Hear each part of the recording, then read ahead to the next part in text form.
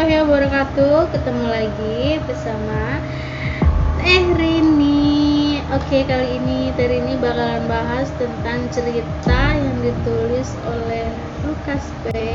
Ini baru bagian bab 1 ya, dan ada bab-bab selanjutnya. Oke, tanpa berlama-lama kita masuk saja ke ceritanya. Let's do my story. Oke, kali ini kita akan membagikan kisah nyata, yaitu yang dialami oleh Mas Bara dan kelima temannya saat mereka mendaki di salah satu gunung yang ada di Jawa Tengah. Nah, Mas Bara keingat cerita ini, yaitu ketika Mas Bara akan pulang kampung bersama sang istri ke Jawa Tengah untuk menemui ibu dan bapaknya. Jadi, Mas Bara berkenan menceritakan kembali kisah mistis yang dialaminya saat mendaki ke gunung yang ada di Jawa Tengah. Pada suatu hari, Mas Bara dan kelima temannya terbesit ingin mendaki gunung yang ada di Jawa Tengah. Sebut saja temannya Mas Bara, yaitu ada Jaya, ada Putra, ada Andi, ada Lana dan Lani. Jadi Lana dan Lani ini kembar ya guys. Nah, setelah terbesit mereka ingin mendaki gunung, lalu mereka calling-callingan nih salah satu dari mereka untuk berkumpul di rumahnya Putra, karena Putra hanya tinggal dengan kakaknya. Jadi rumah Putra dijadikan base camp mereka untuk berkumpul, dan setelah terkumpul semuanya barulah mereka menceritakan tentang mendaki.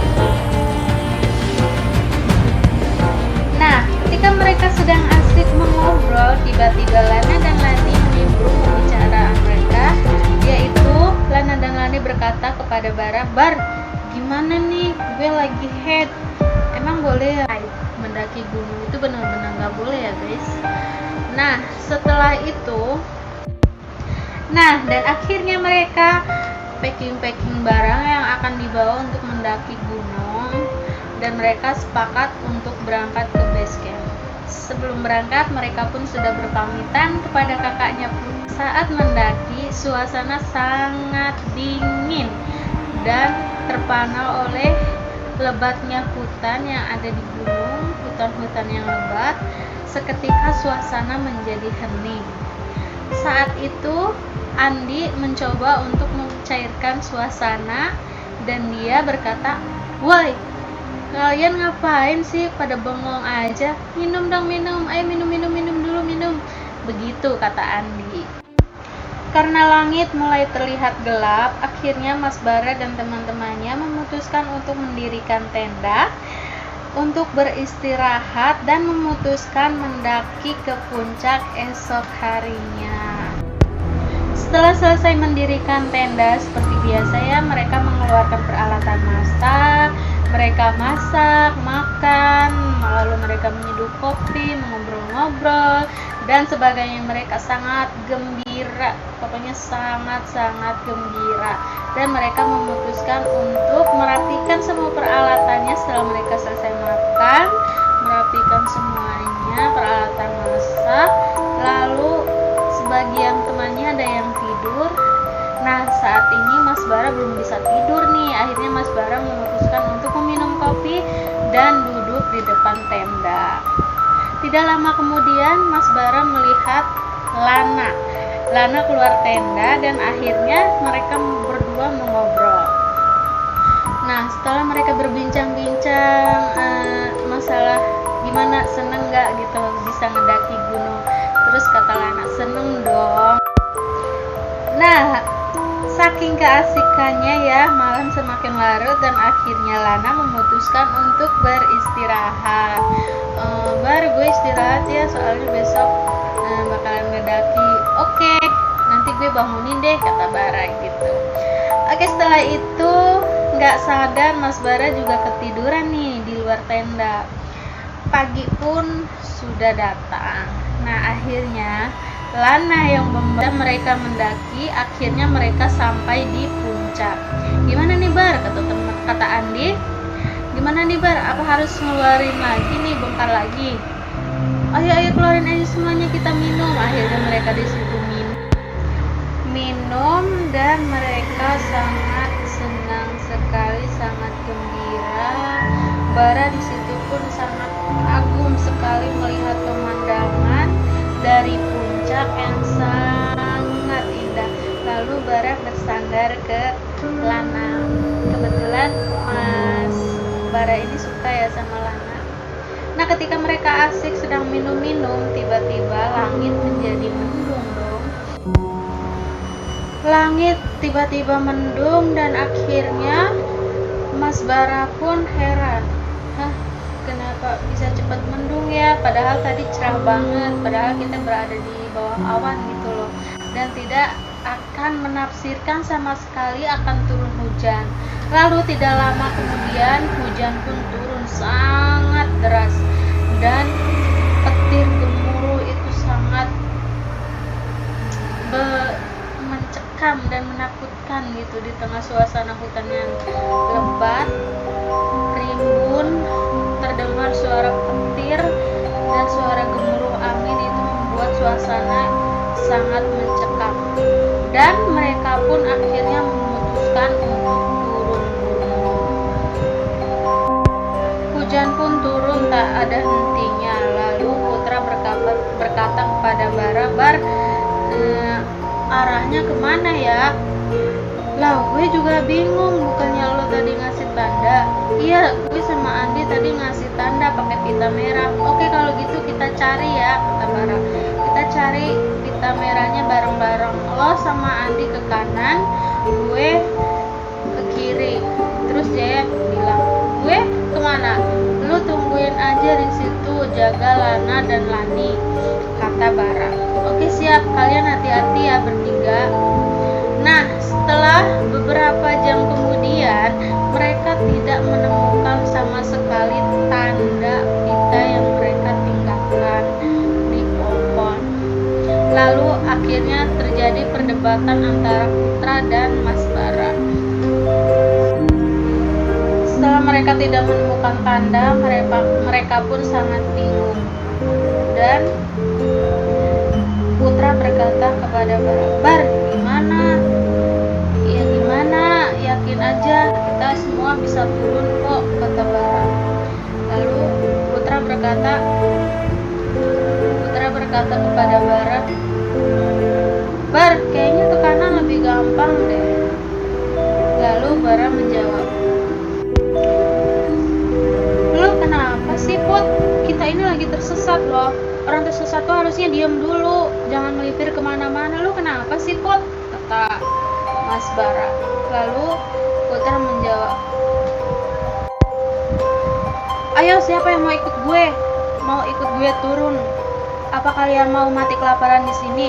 Gue sih mending turun. Akhirnya Putra bersikeras untuk tetap turun di pendakian ini. Nah, lalu diikutilah oleh Jaya, Lana, dan Lani. Lalu sisanya ikut siapa? Ikut gue. Dan akhirnya Mas Bara pun mengalah dan mengikuti keputusan Putra untuk tetap turun. Akhirnya di situ Mas Bara berkata, lo paling depan, gue paling belakang. Oke, lalu akhirnya mereka tetap turun dan berjalan menyusuri hutan-hutan yang sangat lebat yang ada di gunung. Dan hujan pun tiada ampun masih saja lebat. Ditambah lagi dengan suara gemuruh dan petir di langit yang sangat kencang membuat suasana di hutan yang lebat dan rimbun semakin. Ditambah lagi dengan suara gemuruh dan petir di langit yang sangat kencang membuat suasana di hutan yang lebat dan rimbun semakin mencekam. Dan mereka berenam sama sekali belum menemukan titik terang jalan untuk ke base camp. Mereka udah benar-benar capek, benar-benar bingung.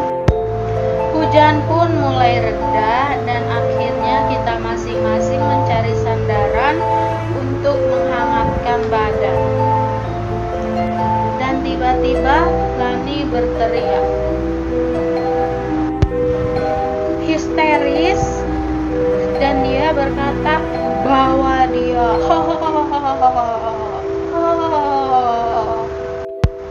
Sambil tertawa menakutkan di tengah malam di dalam hutan yang sangat sepi.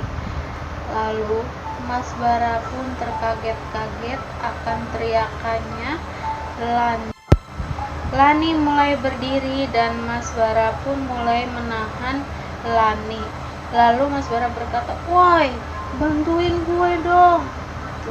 Akhirnya setelah menahan Lani dan agar tidak berbuat yang tidak-tidak, akhirnya Lani berhasil untuk ditenangkan. Tapi ada hal yang sangat mengejutkan, yaitu Lana sedang dipeluk oleh sosok makhluk hitam besar bertaring dan matanya merah. Itu memeluk Lani dengan sangat erat. Dipeluk dengan sangat eratnya oleh makhluk itu. Lalu Mas Bara mulai berkomunikasi dengan makhluk itu dengan mengatakan, Tolong jangan bawa Lana, lepaskan Lana, jangan bawa dia, tolong lepaskan dia." Lalu yang menjawab semua itu adalah Lani. Lani berkata bahwa dia tidak akan melepaskan Lana, bahwa dia akan membawa Lana. "Bawa dia, bawa dia!" Lani terus berteriak. Lalu Mas Bara sampai, istighfar Lani, itu adalah Lana, istighfar, kamu gak boleh kayak gini." Lani terus-terusan memberontak dan Bara mulai berdoa kepada Allah Subhanahu wa Ta'ala agar bahwa dia tidak akan melepaskan Lana, bahwa dia akan membawa Lana. "Bawa dia, bawa dia!" Lani terus berteriak. Lalu Mas Bara sampai